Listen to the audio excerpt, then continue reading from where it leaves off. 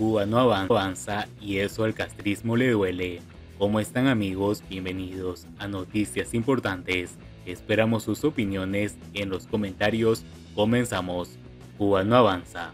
En el 2022, solo el 5% de la inversión fue nueva. El 95% fue para continuar proyectos anteriores, lo que transparenta la profunda paralización que vive Cuba.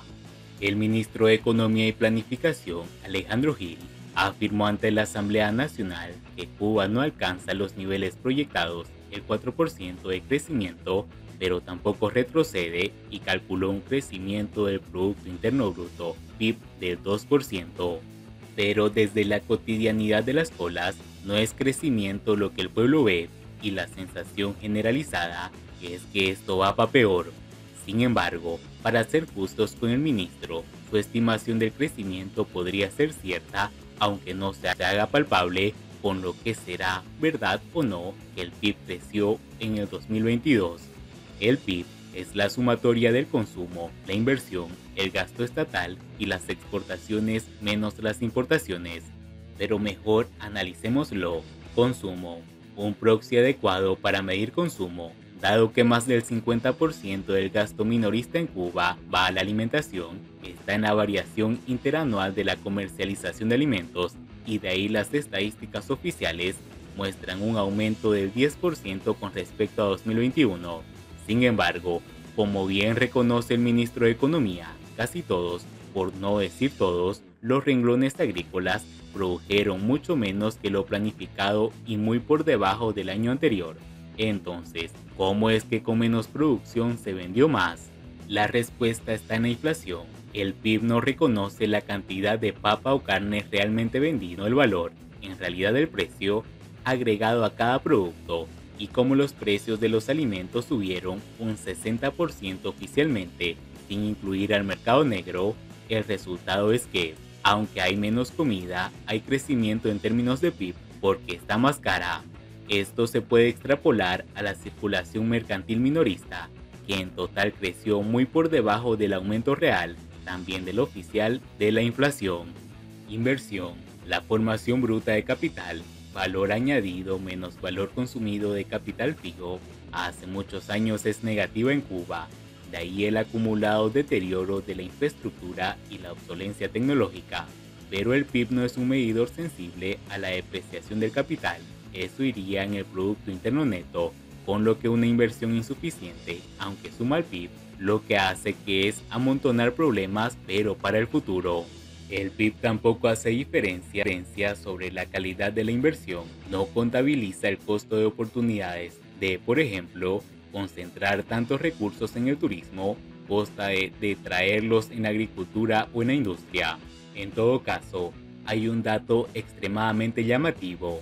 En 2022, solo el 5% de la inversión fue nueva, el 95% fue continuación de proyectos anteriores, lo que transparenta la profunda paralización que vive Cuba. Comercio exterior. En 2022 se exportaron 8.718 millones de dólares, aunque no hay un dato agregado de importación, teniendo en cuenta que la alimentación se importan 2.000 millones y el combustible 4.500 millones. Mantener la generación eléctrica, incluyendo las patanas generadoras turcas, cuestan 500 millones y el cuadro básico de medicamentos otros 500 millones. Al país le queda poco más de $100 per cápita para cubrir el resto de las necesidades de los cubanos durante todo el año. ¿Qué hacemos? ¿Reímos o lloramos? Gasto estatal. A grandes rasgos, el gasto estatal se divide en gastos corrientes, que es lo que debe hacerse dentro de un año fiscal, salarios, pensiones, salud, educación, y gastos de capital, inversiones que supuestamente serán rentables a largo plazo, hoteles, carreteras y fábricas. Las fuentes de todo el gobierno para financiar sus expendios son cuatro: impuestos, confiscaciones, endeudamiento y monetización.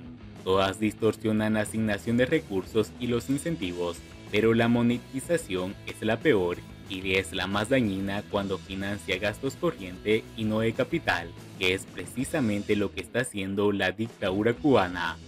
Pero ese aumento del gasto estatal imprimiendo billetes infla el PIB. y es lo que permite al gobierno afirmar que Cuba avanza aunque sea poco. Ahora bien, ese incremento monetizado no es solo causa de que la inflación cubana sea muchísimo mayor que la mundial.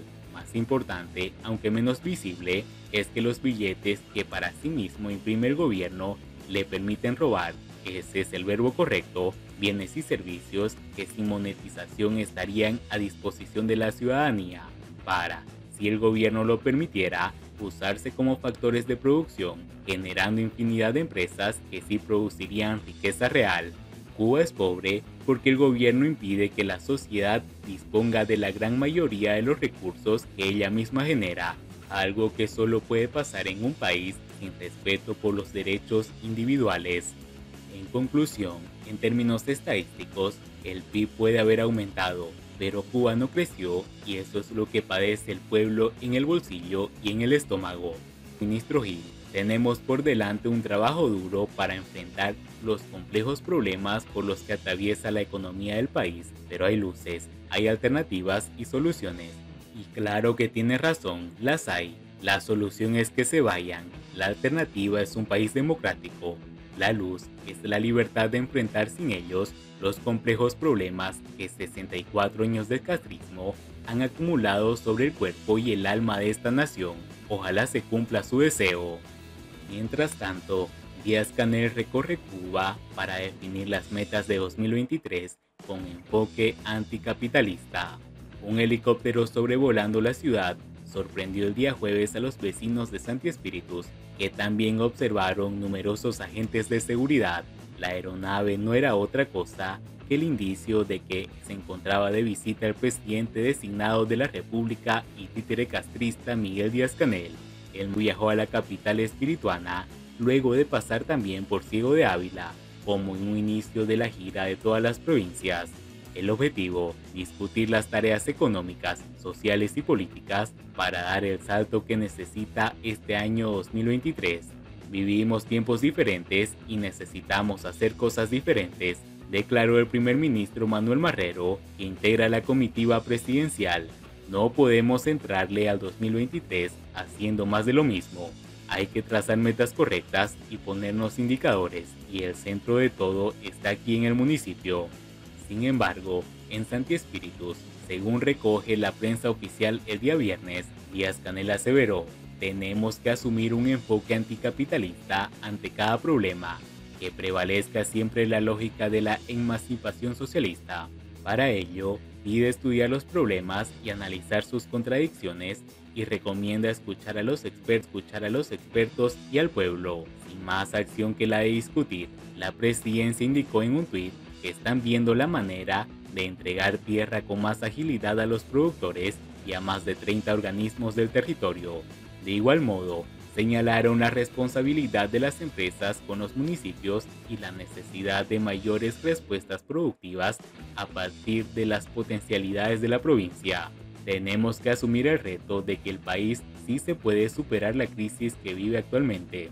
Tenemos que estar conscientes de que es posible hacerlo.